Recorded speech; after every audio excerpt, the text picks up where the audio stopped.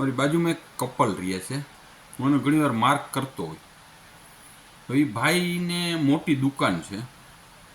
એ એની રીતે કામ કરતા હોય ને બેન આખો દિવસ ઘર કામ કરતા હોય, છોકરાઓનું બધું કરતા હોય.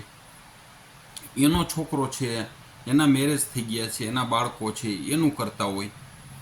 એ બેનનો છોકરો છે એ સર્વિસ કરે છે ને બેનના પતિ છે અને બિઝનેસ છે.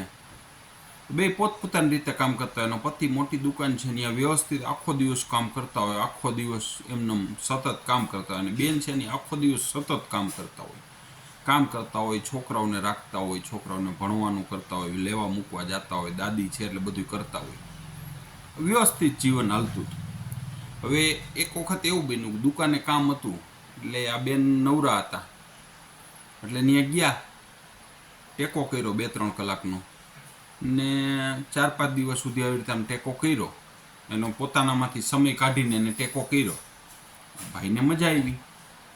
પછી બેનને પાછું કામ એટલું વધી ગયું કે હવે હું નહીં આવી શકું. તો ભાઈ ગુસ્સે થઈ ગયા. હવે ઘરે કે એટલું કામ કાઢી નાખતા હોય ને થોડુંક કામ ઓછું કરે ને આમ કરે ને તમારે 4-5 કલાક તો આવવું જ જોઈએ.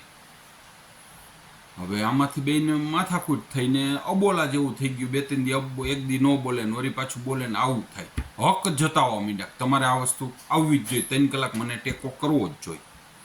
હવે 2 દિવસ પછી એવું બન્યું કે આ ભાઈ છે ને સવારમાં ફ્રી હોય, સવારમાં વહેલા ફ્રી હોય એટલે કલાક છોકરાઓને રમાડવા માંડ્યા. પહેલાં શું કરતા, થોડાક વહેલા વહી જતા દુકાને. હવે એને સ્ટાફને એવું થોડુંક સેટિંગ હતું એટલે અડધી કલાક 1/4 કલાક મોડા જતા.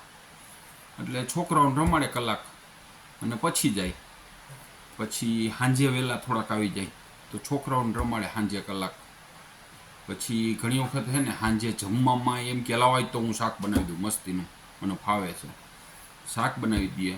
પછી સવારે ઉઠ્યા હોય ત્યારે એની બેડ હોય પથારી એ વ્યવસ્થિત કરી દઈએ, કારણ કે એની પાસે ટાઈમ બચતો હતો. આવું બધું કરી દઈએ. ઘરકામ ઘણું કરવા માંડ્યા, જેટલું થાય એટલો ટેકો કરે. ઘણી વખત એવું થાય કે એની પાસે ટાઈમ હોય તો શાકભાજી લઈ આવી દઈએ. આવું બધું કરવા માંડ્યા. હવે બન્યું એવું કે દુકાનના સ્ટાફમાં થોડોક ફેરફાર થઈ ગયો. પાછું એને વહેલું જવાનું થયું અને ઘરકામ બધું કરવાનું બંધ કરી દીધું. હવે બેનને ટેવ પડી ગઈ હતી આ ભાઈનું કે મને આટલું કામ કરાવે છે અને રાડા રાડી, એ તમારે આ કરાવવું જોઈએ, છોકરાઓને રાખવા જોઈએ, તમારે આ અહીંયા દુકાનેથી અડધી કલાક ટાઈમ કાઢી લેવાય. હક જતાવવા માંડ્યા કે તમારે મને આટલું તો કરી જ દેવું જોશે. પહેલાં નહોતા કરતા ત્યારે વ્યવસ્થિત હાલતું હતું, હવે ક્યારેક કરી દીધું તો હક જતાવવા માંડ્યા અને અબોલા થઈ ગયા ને વળી પાછા બોલે ને એક દી ન બોલે ને આવું બધું વાતાવરણ થવા માંડ્યું. પછી સ્ટેબલ થઈ ગયું 2-3 મહિને. પણ આપણો ઘરવાળો આપણને ટેકો કરતો હોય તો એ ન માનવું કે આ એની ફરજ છે. એ આપણે ટેકો કરે છે, એની પાસે ટાઈમ છે તો એ આપણે બધું ટેકો કરે છે કે માન્યું કે છોકરાઓને સાચવવાનો કે નાનું મોટું ઘરકામ કરવાનો, આ બધી વસ્તુનો આપને ટેકો કરે છે.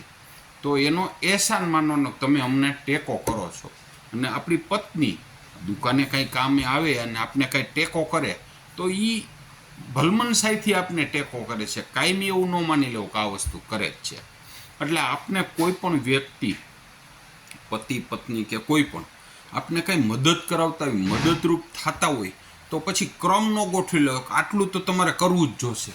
અરે એના સામેથી આપને એમ કીધું છે કે મારી પાસે ટાઈમ છે તો હું આટલું કરું છું, તો એનો એહસાન માનવાનું તમે ઘણું કર્યું, 10 દી કર્યું ને બહુ સારું કામ કર્યું, તમારો ખૂબ ખૂબ આભાર.